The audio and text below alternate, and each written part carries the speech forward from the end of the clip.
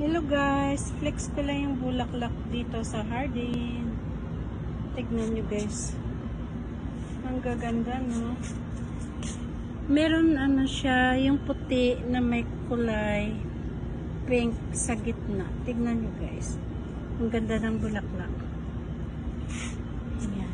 Meron din na puti na kulay dilaw yung sa gitna. Ayan. Iba-iba din pala ang ano ng bulaklak na to.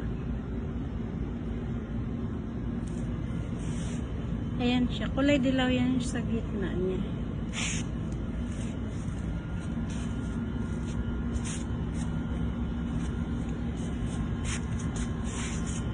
Ayan. Oh, diba? Oh. Kulay pula. Kulay pink pala yung sa gitna. Ang isa kulay dilaw.